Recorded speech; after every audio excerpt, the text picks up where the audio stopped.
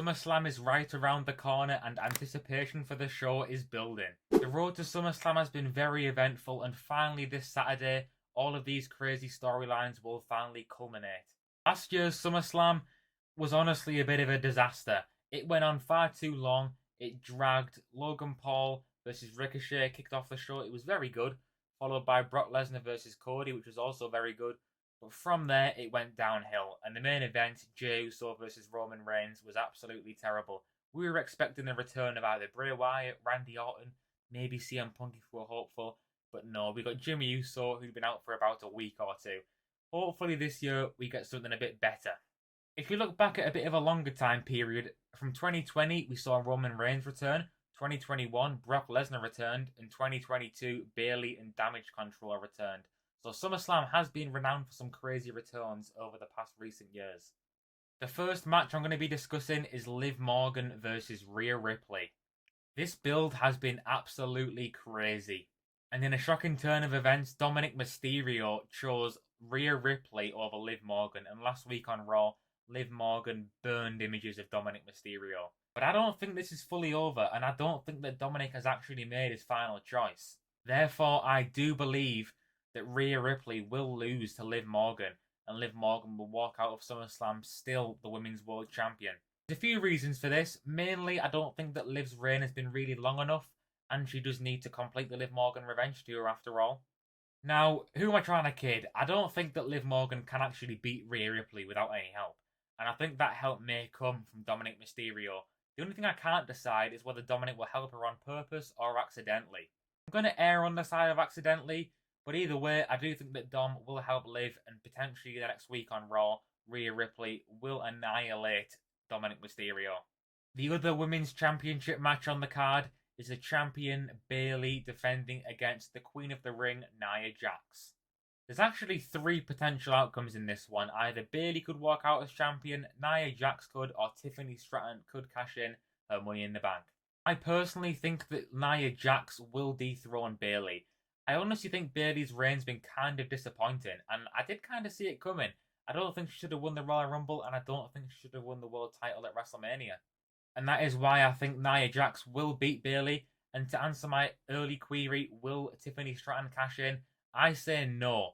Main reason being, last year at SummerSlam we saw a women's cash in, so I think they'll want to do it at a different event, and they can play out this will she, won't she kind of thing with Tiffany Stratton and Nia Jax. The United States Championship match is up next, and it is LA Knight taking on the champion Logan Paul. Now, this stat is absolutely disgraceful. Logan Paul, since winning the United States Championship back at Crown Jewel, back all the way in November from Rey Mysterio, has only defended the title twice. That is a bit ridiculous. That is an average of 1 defense every 4 months. Just not good enough. And the man that can save us from having to bear another year, however long, if Logan Paul as US champion is the megastar, with everybody saying, LA Knight, yeah. But in all seriousness, Logan Paul and his fiancée are expecting their first child very shortly, so as you'd expect, he probably will take a break from WWE. Plus, LA Knight is still riding that momentum that started all the way back last year, and did kind of really jumpstart last year's SummerSlam when he won that Slim Jim Battle Royale. And I think it is finally LA Knight's moment to get his first piece of silverware in WWE. Next up, we have got the Intercontinental Championship match, which is between Sami Zayn and Bron Breakker. A lot of people complained after Money in the Bank when Sami Zayn retained. Not me, I think that was the right choice. You see all the Sammy Hogan BS. I don't really know why. It's not him that gets to decide who wins. I think him winning was the right choice. I think where Triple H and the booking department went wrong was letting Bron Breakker lose clean when they've been building him up to this crazy, unstoppable force. But I think they're going to amend that, and I think at SummerSlam, Bron Breakker will win the Intercontinental Championship. And the only way I see Sami Zayn walking out is by an interference. Maybe Ilya Dragunov. Even crazier would be Ricochet. Part of me still thinks this whole Ricochet thing is a storyline. Obviously, he got taken out by Bron Breakker. If he returned and took out Bron Breakker and cost him from winning the IC championship, that would be absolutely crazy. I would pop so hard for that. But yeah, I do think Bron Breakker's going to win. Let's be realistic here. Another scenario that could play out post-match is that the Beast incarnate, Mr. SummerSlam himself, Brock Lesnar, could return to the WWE and confront Bron Breakker, because obviously Brock has never been the Intercontinental Champion himself. I don't think that's going to happen. I think it's too soon for that match. That is a WrestleMania level match. But yeah, either way, Bron Breakker is walking out of SummerSlam as your new Intercontinental Champion. Next up is the World Heavyweight Championship bout.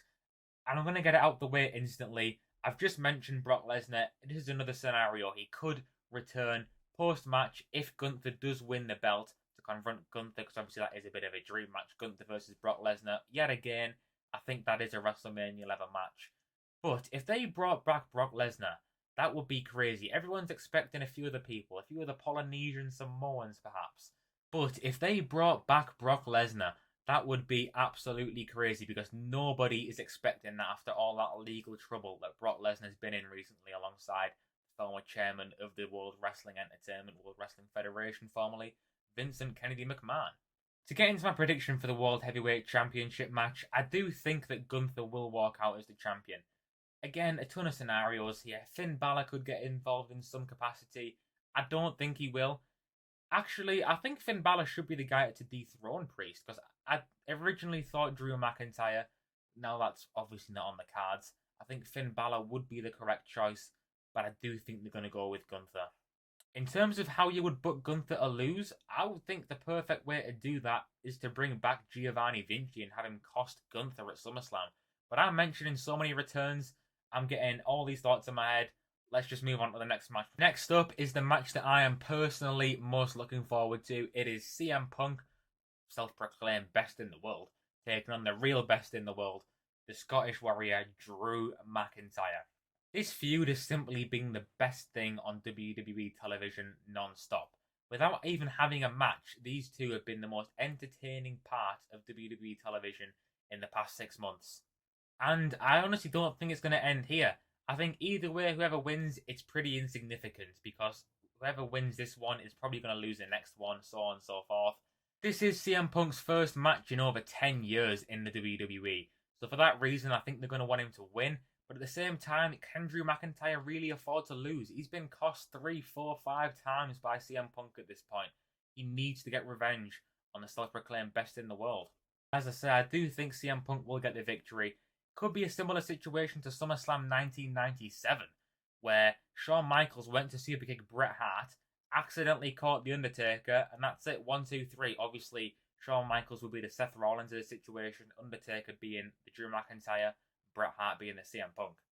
It is now time for the main event, which is obviously the American Nightmare undisputed WWE champion Cody Rhodes defending against the self-proclaimed tribal chief. We all know he isn't, Solo Sikoa. I've been saying it for months. The first year and a half or so of his career, Solo seemed like a bit of a thug. Didn't really have much of a brain on him.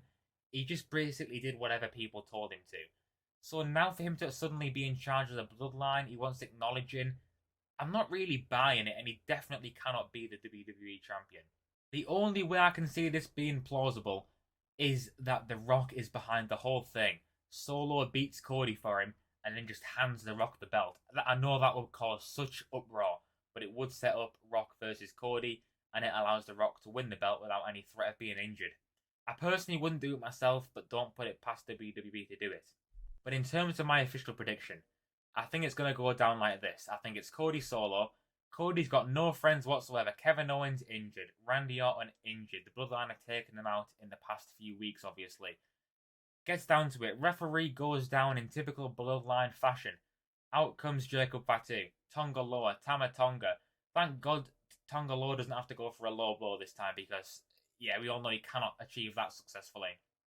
But yeah, paint the picture. Referees down. Bloodline surrounding Cody like a pack of wolves. They all hit the finishers. The B-Tech Tribal Chief Solo Sikoa hits his Samoan spike. You think that's it. Referee is still down. Then the music hits. Not what you were thinking, right? You were expecting Roman Reigns. Nope. It's him, Jim Uso. And Jimmy Uso is finally back in the WWE. He super kicks Fatu, super kicks Tonga Loa, super kicks Tama Tonga, but boom. Samoan spike. Solo puts an end to that momentum by Jimmy Uso, and all of a sudden, Solo is once again towering above the American Nightmare, Cody Rhodes. He drags Cody to his feet, and this time you hear, finally the time has come. We have not seen this man since WrestleMania 40 Night 2. The Tribal Chief, the Needle Mover, the head of the table, the goat of all goats, Roman Reigns, is finally back, and he is here alongside the wise man Paul Heyman, who is clean shaven, his eyes aren't bloodshot, he's had a haircut, he looks so much better, not as dishevelled the last time we saw him when he got slammed through that table mercilessly by the new bloodline. Roman, Paul, Jimmy, the bloodline is basically reunited. And don't get this twisted, Roman Reigns is not here to help Cody Rhodes. He is only here to blimmin' take out Solo Sikoa, who's had the cheek, let's just put it that way, he's had the cheek to call out Roman Reigns and call himself the Tribal Chief. I don't really know who Solo thinks he is, like I say. If he's not working for The Rock, then I don't really know what he thinks he's doing. But yeah, Solo gets taken out, speared by Roman Reigns. Cody crawls into the cover, referee, 1, 2, 3, and still. Maybe we get a stare down between Roman and Cody, because obviously that feud is 1-1. Could we see the decider? Not yet, in my opinion, but down the line, I don't see why not. Roman gets the huge pop, Jimmy Uso's back, and all we need is Jey Uso back in the bloodline, and the OG bloodline are back together. And if my prediction's right, and on Friday, if the bloodline do win those tag team titles, I think it sets up perfectly. The Usos back together, taking on the new bloodline for the tag team titles after Survivor Series, where we will see, in my opinion, the old bloodline, including Sami Zayn, against the new bloodline in a War Games match. That would be absolutely incredible, in my opinion. But yeah, that is where my SummerSlam booking ends in terms of the Roman Reigns participation. I just want to quickly go over a couple of superstars that also could return. I would not be surprised if the likes of Alexa Bliss, Raquel Rodriguez, Charlotte Flair come out at the end of one of the women's world title matches. Raquel most likely probably would confront Rhea if she wins, because they had a little bit of history in the past. Alexa Bliss, it is her hometown, obviously. Charlotte Flair, I mean, she can confront anybody really, can't she? She is the queen, Charlotte Flair. But anyway, guys, that is it. And that is why I think SummerSlam 2024 could be generational. It could be one for the history books. Do let me know in the comments.